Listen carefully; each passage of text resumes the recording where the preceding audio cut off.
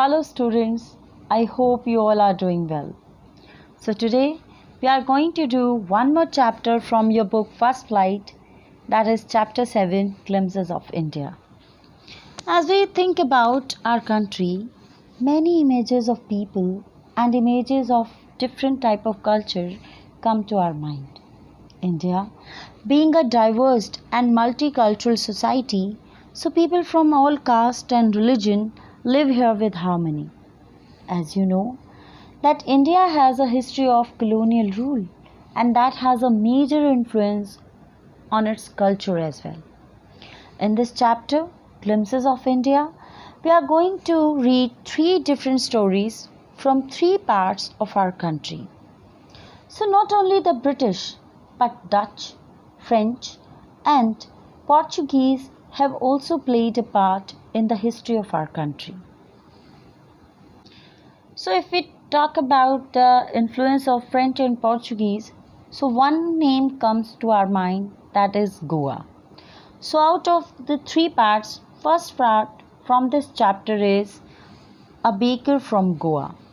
So let's understand the details of the story. So this story is written by Professor Lucio Rodrigues, who is one of the literary genius from Goa.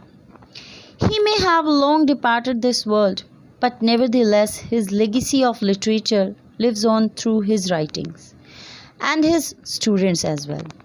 His essays in English as well as those translated from Konkani language were published as of Soil and Soul and Konkani folk tales after his death in 1973. Let's understand the chapter now. So this chapter, A Baker from Goa, revolves around the relevance of a baker in the Goan culture, which dates back to the time when Portuguese ruled over the city of Goa. The Portuguese may have left, but the baker or the bread makers continued to have an inevitable stature. In the story, the author recalls his childhood days and their excitement on seeing the baker. They were enthusiastic to the point that they would run to him as soon as they woke up without even brushing their teeth. So as the chapter's opening says, this is a pen portrait of traditional Goan village bakers who still has an important place in his society. The opening line starts with, "Our elders are often heard reminiscing nostalgically about those good old Portuguese days. The Portuguese and their famous loaf of bread. Those eaters of loaves might have vanished, but the makers are still there. We still have amongst us the mixers, the molders and those who bake the loaves.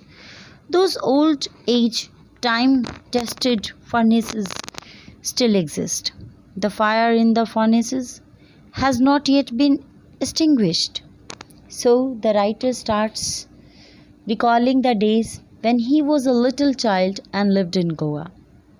So the Portuguese had left Goa, but their famous loaves of bread were still liked. He is not only reminiscing about the past, means thinking about the past, and nostalgia means feeling of sadness mixed with pleasure when you think about your past memories. So he is not only thinking about the past, he even states that there is still the culture of baking in Goa, because all the old time style of baking is still has its value there. So the age old time tested furnaces still exist, means a place where high temperature is maintained. As a furnace you might have seen, now these are replaced by ovens. Okay, so big furnaces still exist in Goa. The fire in the furnaces has not been extinguished, means not died up. The traditional baker's bamboos heralding his arrival in the morning can still be heard in some places. Maybe the father is not alive, but the son still carries on the family profession. These bakers are even today known as pader in Goa. During our childhood in Goa, the baker used to be our friend, companion, and guide. He used to come at least twice a day. Once, when he set out in the morning on his selling ground, and then again when he returned after emptying his huge basket. The jingling thud of his bamboo woke us up from sleep, and we ran to meet and greet him. So furthermore, he says that the sons still carried the profession of their fathers. So the arrival of the baker in the morning can still be heard. He comes with a basket on his head and with a jingling bamboo in his hand. So the thud and jingling sound of his bamboo makes the children and wake up, and they go running to him, because their bakers are not only the bakers but their friends, companion, and guides as well. Why was it so? Was it for the love of loaf? Not at all. The loaves were bought by some paskins or baston, the maid servants of the house. What we longed for were those bread bangles which we chose carefully. Sometimes it was sweet bread of special make. So the author remembers how as a child he used to go running at the sound of the baker's arrival. He can still recall the typical fragrance of those bread bangles. The bakers come with loaves of bread for elders and bread bangles for children. These were the sweet bread bangles made for children alone. The baker made his musical entry on the scene with the jhang jhang sound of his special made bamboo staff. One hand supported the basket on his head and the other banged the bamboo on the ground. He would greet the lady of the house with good morning and then place his basket on the vertical bamboo. We kids would be pushed aside with a mild rebuke, and the loaves would be delivered to the servant. But we would not give up. We would climb a bunch or parapet and peep into the basket somehow. I can still recall the typical fragrance of those loaves. Loaves for the elders and the bangles for the children. Then we did not even care to brush our teeth or wash our mouths properly. And why should we? Who would take the trouble of plucking the mango leaf for the toothbrush? And why was it necessary at all? The tiger never brushed his teeth. Hot he could wash and clean up everything so nicely after all. So here writer became nostalgic. He remembers how were the days when there were bakers in Goa, and he would be anxious to eat them with hot tea. He did not think it necessary to brush his teeth. The tiger never brushed his teeth, he says humorously here. So the baker is an indispensable part of Goan life. No party, marriage, or religion ceremonies could go without this. He recalls that how they were climbing the small walls of their houses, that is parapet, and how they were peeping into the basket of the bakers there. So he was just recalling all those fresh fragrances and how it was the part of their life to see a baker in the morning. As I have already told you, no marriage party was fulfilled without the breads. So here it goes. Marriage gifts are meaningless without the sweet bread known as ball. Just as a party or a feast loses its charm without bread, not enough can be said to show how important a baker can be for a village. So it was very compulsory for a village to have a baker, because whenever they were going to any party or attending any marriages, so they usually gifted balls to them. That is a kind of package which contains bread, sweet breads. The lady of the house must prepare sandwiches on the occasion of her daughter's engagement, and especially on engagement ceremonies. So they were a tradition of making the sandwiches. Cakes and Paulinhas are a must for Christmas as well as other festivals.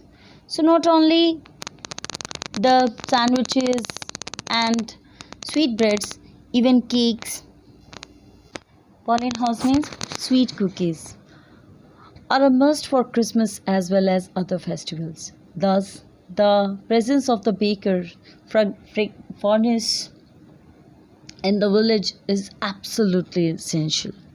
Okay, so it was very compulsory for a village to have a baker. The baker or bread seller of those days had a peculiar dress known as kabai. So they used to wear a very particular dress which was known as kabai. It was a single piece long frock reaching down to the knees.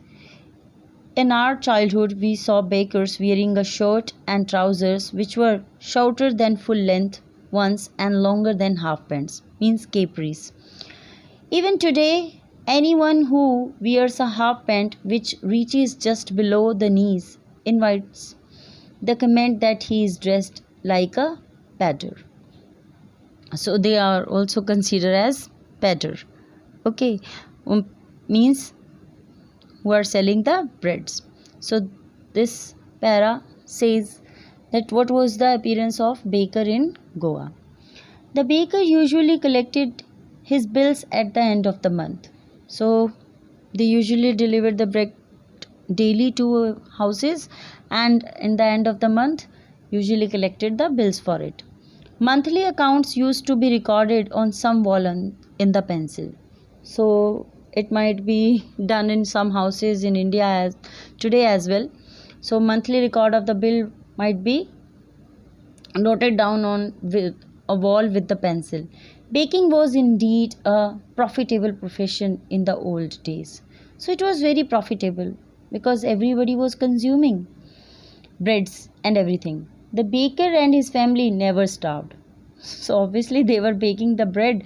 So it was believed that baker and their family could not starve. He, his family and his servants always looked happy and prosperous because they were having healthy bodies. Okay, or you can say they were fat. Okay, soft round belly was there. So they were plummy. That's why they were considered as happy and prosperous, means having money. Their plump physique was as open testimony to this. So their fat body, plump means their fat body, and their build and size means their physique was a testimony, means proof for this that they were happy and prosperous. So even today, any person with a jackfruit like physical appearance is easily compared to a baker. So even if you see anybody today a little fat, okay, or having the pompous body, you would call him a baker or halwai. Okay, so this is all about this chapter. So in this chapter we understood how bakers were important in the life of Goa. I hope this chapter is clear to everyone. Now let's move to the part second. So let's talk about the second part of Glimpses of India, that is Kurk, penned by Lokesh Abrol. Before doing the chapter, let's talk about the author. Lokesh Abrol is a renowned doctor by profession. He established the first multi-speciality hospital in the private sector in Gurgaon. He is also a social worker. Lokesh Abrol, is also an established writer. The present essay on Coorg highlights his sharp observation and the ability for a graphic description of the wonderful land called Coorg. So in this lesson, we are going to read about a beautiful insight of the smallest district of Karnataka and its people. The place has an amazing weather throughout the year with enough rain during the monsoon season. The people of Coorg are known to be one of the bravest. Coffee is the main crop grown in this region. A variety of animals can be found here while the place is surrounded by beautiful Brahmagiri hills, islands and Tibetan settlements. So let's understand Coorg. So even the opening lines tells us that Coorg is coffee country famous for its rainforest and spices. So chapter starts with the line, midway between Mysore and the coastal town of Mangalore sits a piece of heaven that must have drifted from the kingdom of God. Opening lines are beautifully describing about the place where it is located. It is located between Mysore and coastal town of Mangalore, and it's a very beautiful place which is also known as the kingdom of God. This land of rolling hills is inhabited by a proud race of martial men, beautiful women and wild creatures.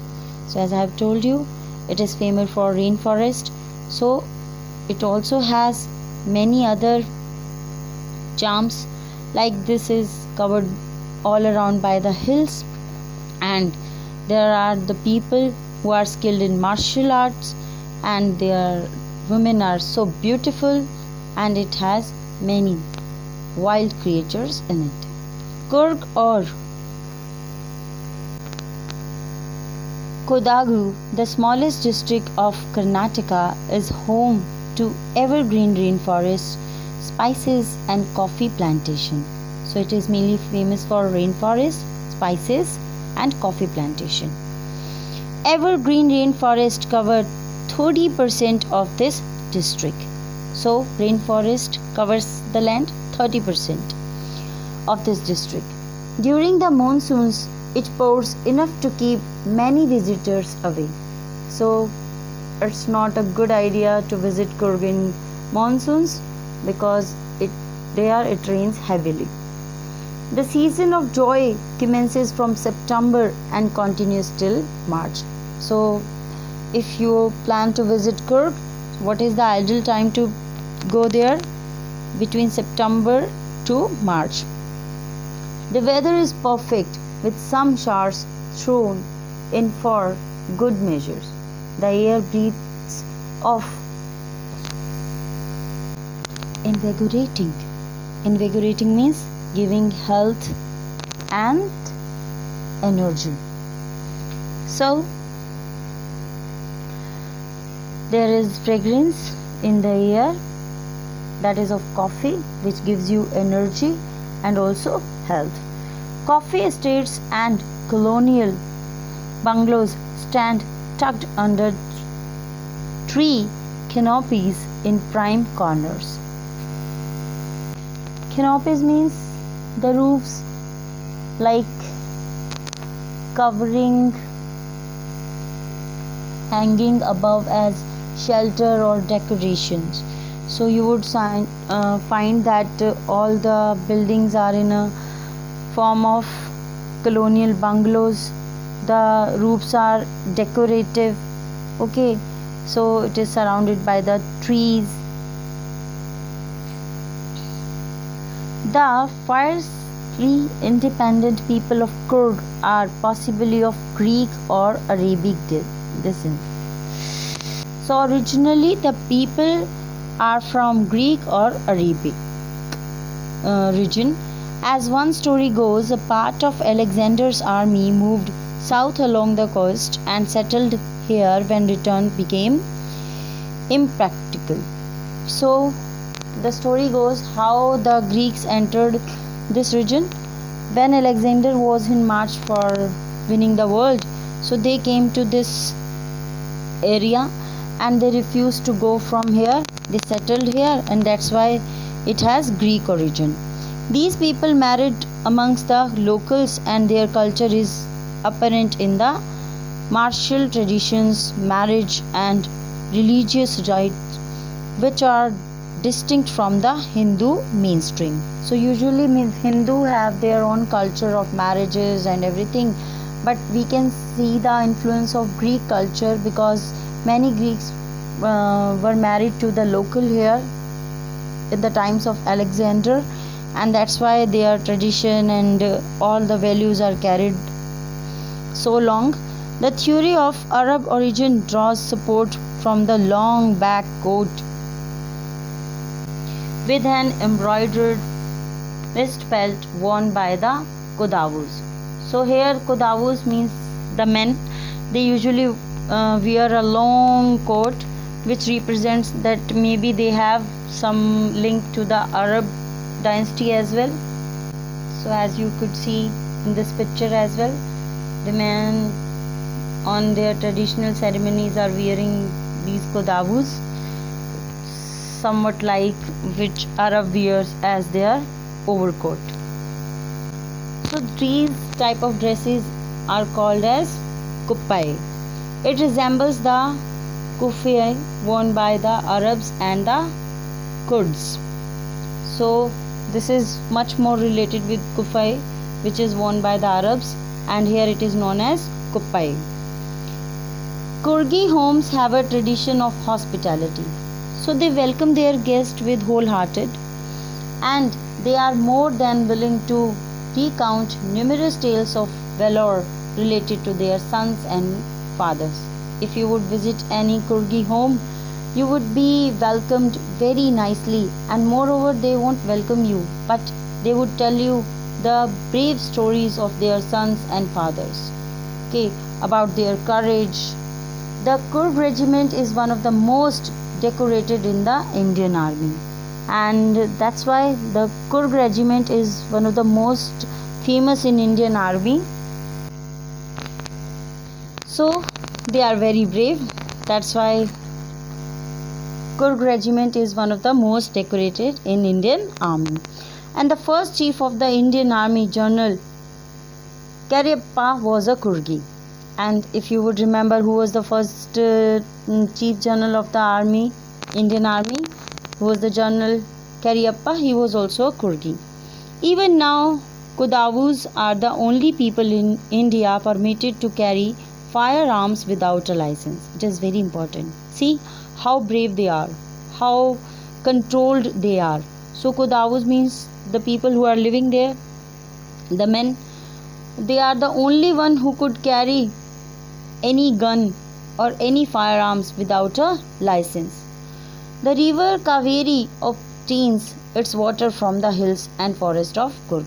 So Kaveri is flourished by its forest and hills. Mahasir, a large freshwater fish, abound in these waters. So we could find the rare fish that is Mahasir, which is also found in this area. Kingfishers dive for their catch. So kingfisher birds also could be seen in this area, who could dive easily to catch the fish in the clear water of Kaveri. Kingfishers dive for their catch, while squirrels and langurs drop partially eaten fruit for the mischief of enjoying the splash and the ripple effect in the clear water. So water is very clear here. It is surrounded by hills, beautiful, and that's why you could see langurs, squirrels, and every wildlife scenery there. Elephants enjoy being bathed and scrubbed in the river by their mahavats. So not only the langurs are there. Even you could see elephants taking a bath by their mahavats in the river. The most laid back individuals become converts to the life of high energy adventure with river rafting, canoeing, rappelling, rock climbing and mountains. So there are so many water sports you can enjoy there, as you could enjoy river rafting, okay, going with the sails of water, and then it is canoeing, means traveling in a river in a canoe, a narrow boat. Rappelling means going down a cliff by sliding. Rock climbing and mountain biking. So by the description you could easily guess that how adventurous it would be if you visit Coorg. Numerous walking trails in this region are a favorite with trekkers. So there are many walking trails which are very favorite among the trekkers. Birds, bees and butterflies are there to give you company. Macaques, Malabar squirrels, langurs and slender lories keep a watchful eye from the tree canopy. So you could see that how the writer has the good observation, and we are just reading about each and everything about the Coorg region. So not only he noticed about the wild animals, he also noticed about the birds, bees, butterflies and marble squirrels, langurs and slender lories. So you could find a variety of wildlife there. I do, however, prefer to step aside for wild elephant. So even the writer says that he would also prefer to step aside for wild elephants. Nobody dare to have any contraction with wild elephants there. The climb to the Brahmagiri hills brings you into a panoramic view of the entire misty landscape of Coorg. So if you would just go climbing there, so there would be a view of a wild area of land that is called panoramic. So it is mesmerizing if you just go up in Brahmagiri hills and then just started looking at your surroundings. It is misty landscapes of Coorg. So you would find that full of clouds of small drops of water, that is misty, and landscape means everything in view when looking across from a large area. A walk across the rope bridge leads to the 64-acre island of Nisargadaam. So there is also a rope bridge which would take you to the 64-acre island of Nisargadaam. Means if you would go to Nisargadaam, you have to cross one rope bridge running into Buddhist monk from India's largest Tibetan settlement. So when you would reach to Nisargadaam, you would find many monks, many Buddhist monks, those who have settled there. Okay, settlements means dwellings of Buddhist. At nearby Bailakuppe is a bonus. If you could visit Bailakuppe, it's also amazing experience if you would go to means Buddhist monks, that is Bailakuppe. If you could visit them, that would be like winning a lottery. The monks in red ashur and yellow robes are amongst the many surprises that wait to be discovered by visitors searching for the heart and soul of India right here in Coorg. So if you would visit Coorg, you would find that Buddhists are wearing the yellow robes, the red robes, and they are colorful robes of red color, okay, yellow color, and the sight would be so mesmerizing, so beautiful, that if you really want to search for the soul of India, then you should visit Coorg. So this is the chapter. It's all about the Coorg and its region. So let's move to the third part. So the third part of Glimpses of India is Tea from Assam by Arup Kumar Datta. Let's talk about the author first. Arup Kumar Dutta was born in 1946 at Jorhat in Assam. He was educated at Delhi University. He served as a professor in English for many years at JB College, Jorhat. His published works, The Adventure Stories in 1978 and Brahmaputra in 2001, has been translated into many foreign languages. Now let's talk about the chapter. So in this chapter, we would read about the two friends, Pranjal and Rajveer, who are traveling to Pranjal's hometown, Assam, for the summer vacation. Assam is known as the tea country. It has the largest concentration of plantations in the world. During their journey, they discuss about the various legends that are known to have discovered tea. The story tells us about the popularity of tea as a beverage. So let's understand this chapter. That is, we are reading about tea from Assam. So the opening lines are Chai, garam chai, a vendor called out in a high-pitched voice. So as Pranjal, a youngster from Assam, and there is his friend Rajveer, the classmate at school in Delhi. Pranjal's father is the manager of a tea garden in Upper Assam, and Pranjal has invited Rajveer to visit his home during the summer vacation. So they are going by train. So there are vendors on the railway station and they are calling for tea. He came up to their window and asked, Chai Saab? So one of the vendor asked them about having tea. Give us 2 cups, Pranjal said. And Pranjal ordered 2 cups. They sipped the steaming hot liquid. Almost everyone in their compartment was drinking tea too. So if you might have traveled by train, so you could see that tea is a very common beverage.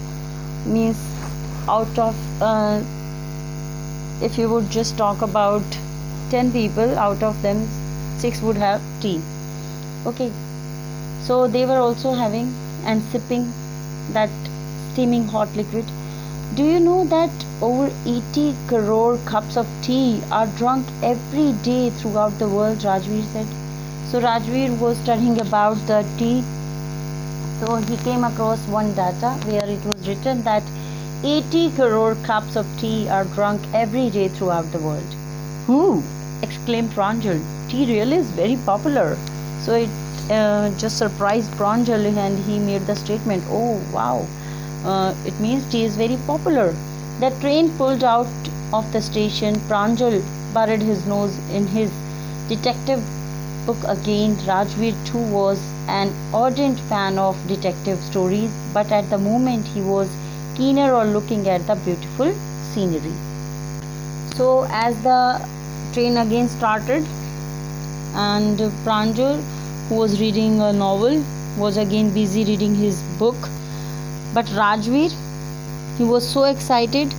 So Rajveer keeps enjoying the lovely sight of tea bushes growing as far as the eye could catch all the sight.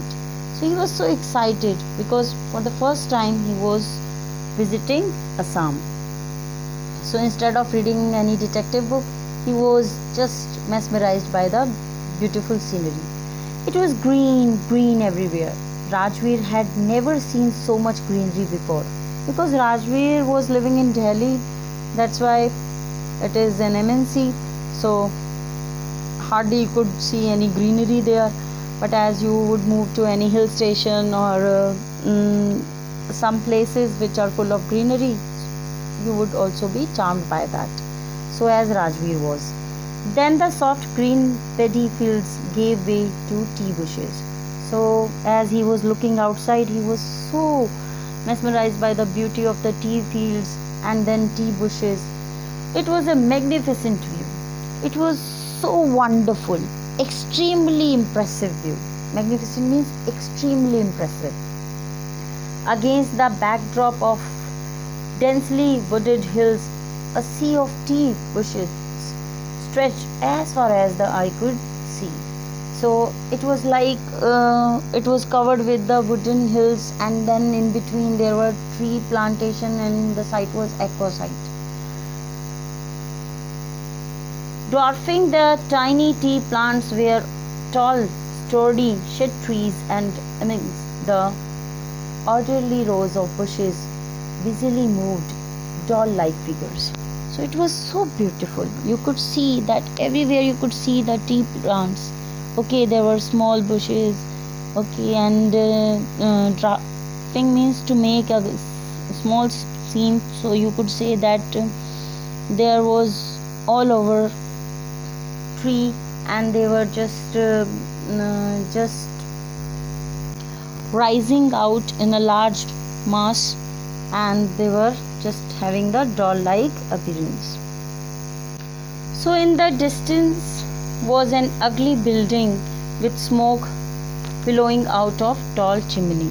In between those tree fields there was one ugly building, and that was the refinery, and it was having a chimney attached, and smoke was coming out of it. Hey, a tea garden! Rajveer cried excitedly, because Rajveer was visiting Assam for the first time, as I have told you.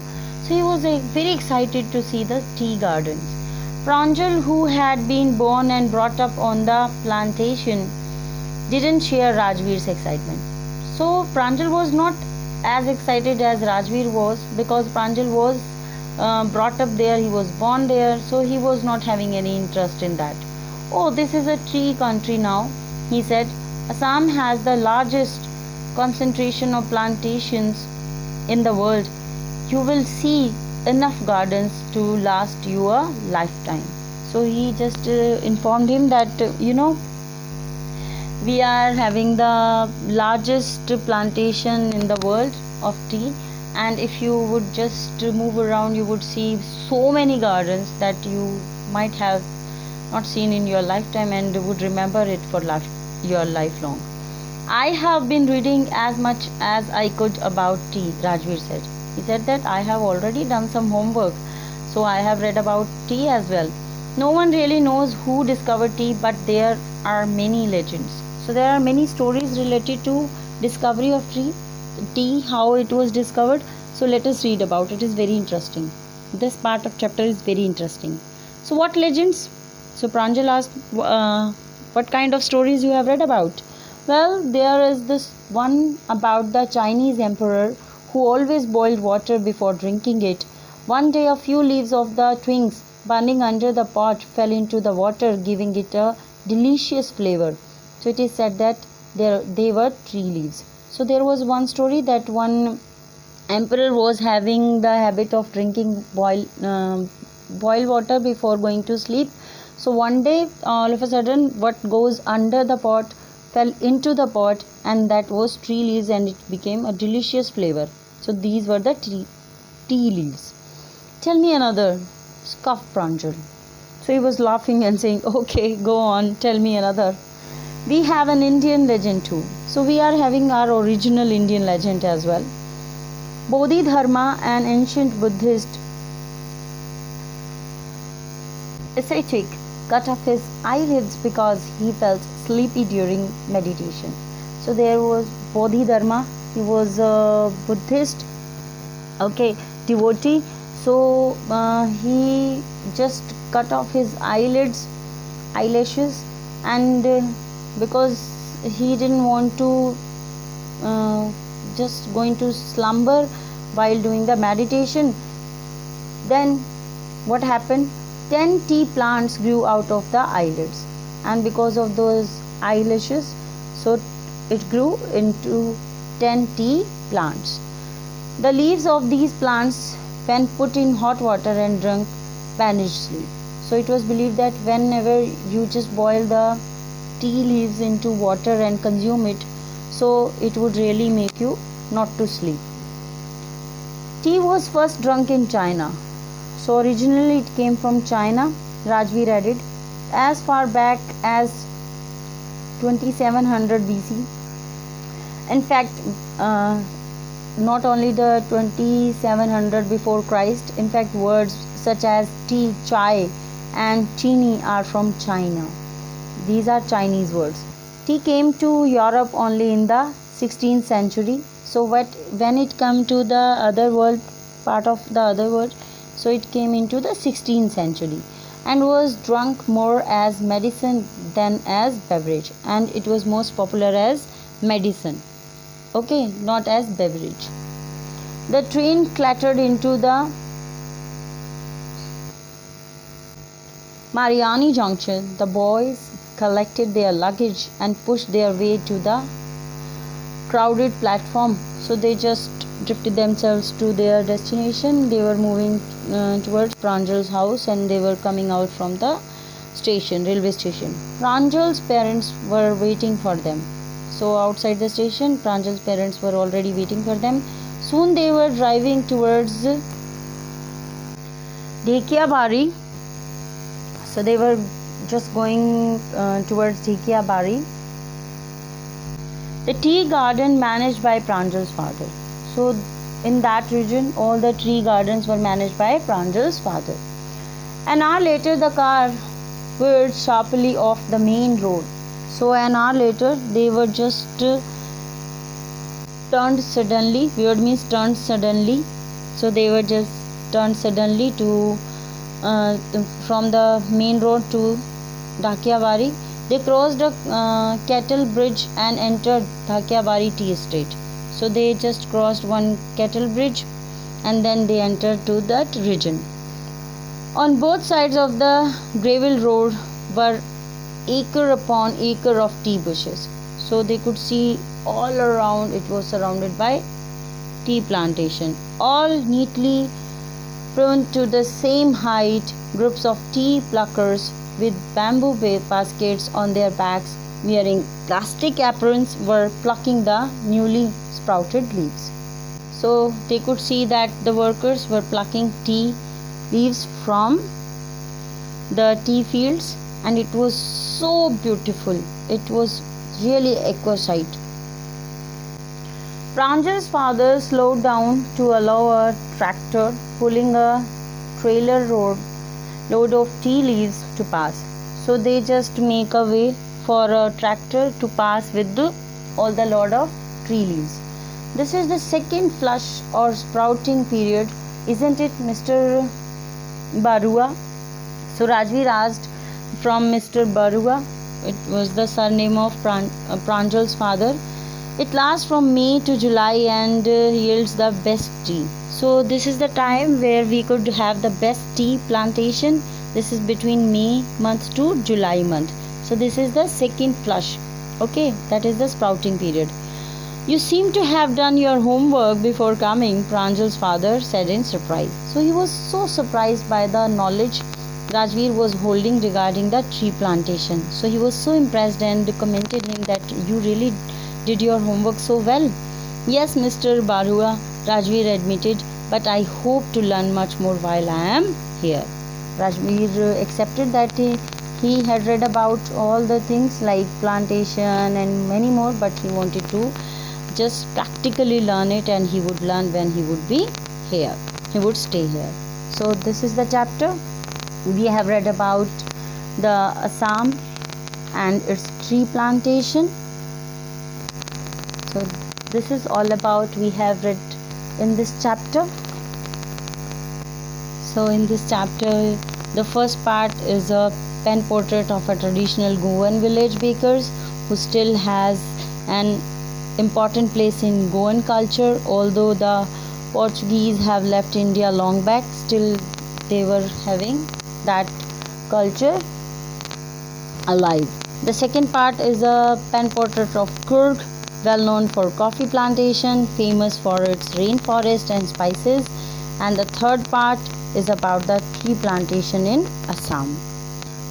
Thanks for watching this video. I hope all the 3 lessons will be very clear to you. Thank you so much.